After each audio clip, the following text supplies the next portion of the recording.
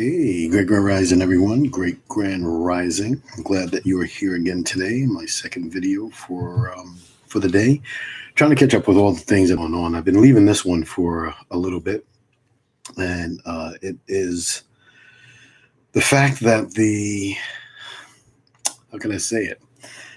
The median income for average black families is going to reach zero within 30 years. Now, there was a politician, and sure what his name was uh, the 2020 candidate Andrew Yang warns the median income of blacks Americans will fall to zero by 2053, and in a lot of his statements he said by 2050.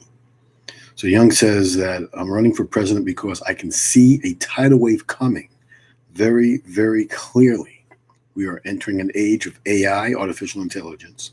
We are going to have a self-driven cars and trucks in 5 to 10 years. 30% of malls are going to close in the next 4 years. And thanks to Amazon, 2.5 million call center workers in the U.S. are going to get replaced by artificial intelligence. He goes on to say that there is a study in The Guardian, which I did refer to in my other video, that's going to take 29 years to catch up to white society in terms of equalizing wealth. But he goes on to saying that there was a study in The Guardian that said the median African American household net worth is going to be zero by 2053, like in 34 years. You should look it up. Why are they forecasting that? It's because of the economic tidal wave that is coming. Economic tidal wave that is coming. We're going to hit on that in a few minutes. It's going to wipe out many working class jobs. It's going to be the equivalent of a natural disaster. And we know what happens in a natural disaster and who suffers. Poor people. Poor people. You don't have to go any further than New Orleans to understand that fact. That don't have to have resources. People of color. And the same thing is going to happen in this case scenario. So it is, I wanted a lot of people I wanted this to get some traction. I wanted to see what people were going to say about this. And a lot of people said a lot of things in terms of, black wealth, what we can do to try to save ourselves, how we can either integrate ourselves in cooperation with this society, which I thought what the 50s was all about and 60s were all about, how we can produce jobs for ourselves and how we can do all kinds of things. And I'm just, it's giving me a headache, to be honest with you. Giving me a headache. I mean, we have very, very, very intelligent people in our society. We have very, very, very smart people who know better and who understand exactly what the system is doing and what they're trying to tell us. So I want to read this article. So Black Americans started off generations behind, only to encounter the redlining and racial restrictive housing covenants of the early and mid 20th century, which prevented the sale of many homes to Black Americans. So I want the white people out there to understand something. As you call me a racist, as you say that, I'm only catering to one people and all this other type stuff. Or anybody else, right? Hispanics, Indians, whatever. There is a real serious thing that's been going on here for quite some time that you have not been dealing with. It's a psychosis. Right? It's a psychosis. And this psychosis has affected every single person in our society, right? There's a lot of people going crazy and trying to do something about it, right? But the majority of people are just walking around as though nothing is happening, right? But they give you signals and signs all the time, right? White society feels as though, it is your fault that you don't pick yourself up by the bootstraps or whatever, right? But there is a serious supremacist system that is in place that has been preventing The original indigenous being the so-called African American black person from rising to what they're supposed to be. I don't have to go any further than Black Wall Street and a lot of other places around the country that were just like Black Wall Street, where they went in there and bombed them and killed up everybody and slaughtered the people, threw them in rivers and hung them and all that other kind of stuff, right? Don't have to go any further than over 100 million of our people who were slaughtered and killed from before 1492 all the way up until this day, right? And in counting. Right, and I have to put some Native Americans in there as well, right? Because that's just what it is, right? There's some real African Americans that were part of that as well during the slave trade, right? So our people have been at a situation where we were just thoroughly just obliterated in a lot of different sense, right? So the playing field is not fair. And everybody's always talking about fairness. Things need to be fair, need to be honest, need to tell the truth. Well, we need to start telling the truth now, need to start being honest now. What's happening now is by no mistake. It's happening because this is the way that they want it to happen, right? So, which prevented the sale of many homes to Black Americans and isolated them together in communities that lost value as white residents fled to the suburbs. The majority of white Americans weren't middle class until the 1930s or 40s. Asante-Muhammad told The Guardian. Again, we have to have somebody from Africa come and telling us what's going on, right? This is embarrassing. It's embarrassing, really. Then there's the mass investment to create an American middle class, but it was a white American middle class. Programs such as the GI Bill, which was offered for returning World War II veterans, generous lending terms to buy houses, helped turn the U.S. into a home-owning middle-class society from which Black Americans were financially excluded. In this 2005 book, When Affirmative Action Was White, Ira Kazaslum notes that the first 67,000 mortgages insured by the GI Bill, fewer than 100 were taken out by non-white people. Recent economic crises have widened this wealth gap, according to reports, as communities of color took the brunt of the economic hit. Listen to this now, right? They took the brunt of the economic hit back. Black median wealth was never recovered from the 2001 recession, nor the Latino median wealth from 2008 financial collapse. And you got to remember, a lot of Black people lost a lot of wealth during that time too. But I told everybody about that collapse. I also told people about the 2001 collapse. Get your money out of these IRAs and all this other type of stuff. Get it out of the stock market, whatever.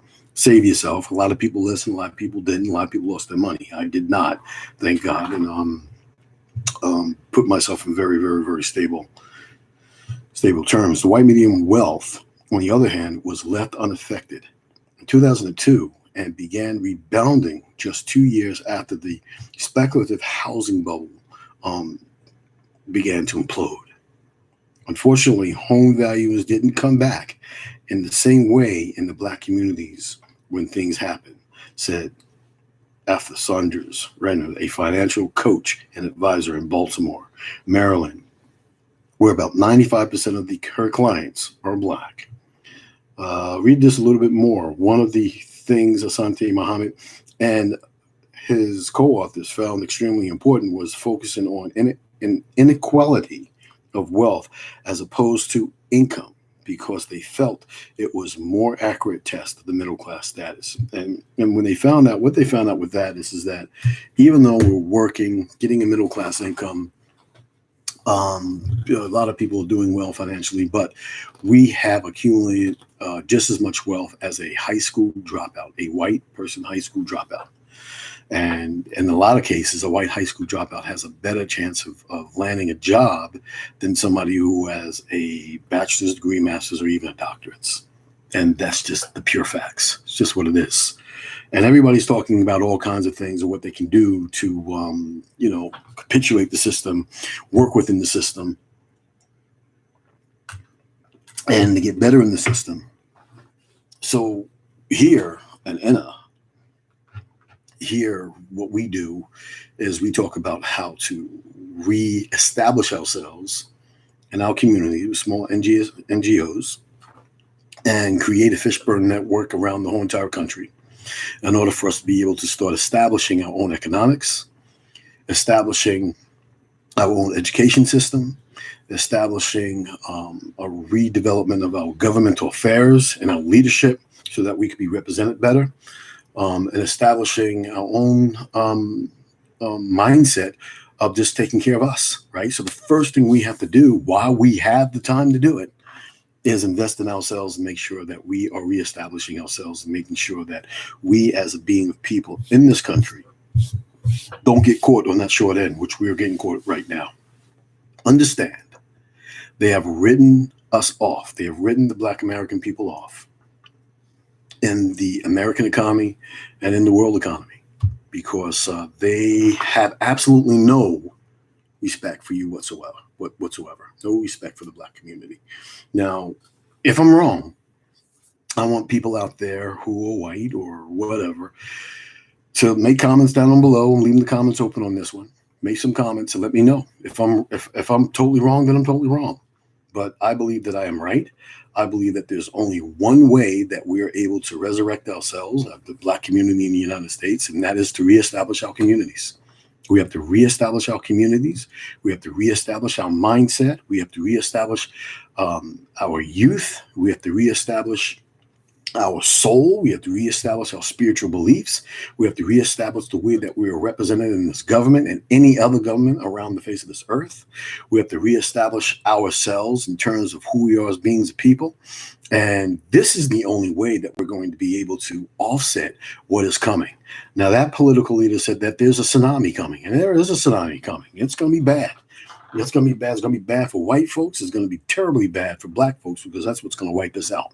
And they've been trying to wipe us out for quite a long time, right? As they're bringing new immigrants in to take your place, they are going to create an economic tsunami that's going to completely and totally wipe you out and off your land, right? And back to where you thought you belong, which is Africa, which it isn't, right? Or just being honest and totally plain.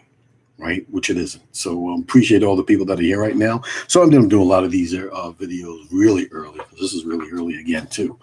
But you need to understand that this is the last generation in terms of who and what we are as beings of people, knowing who we are and having access to the information that we have.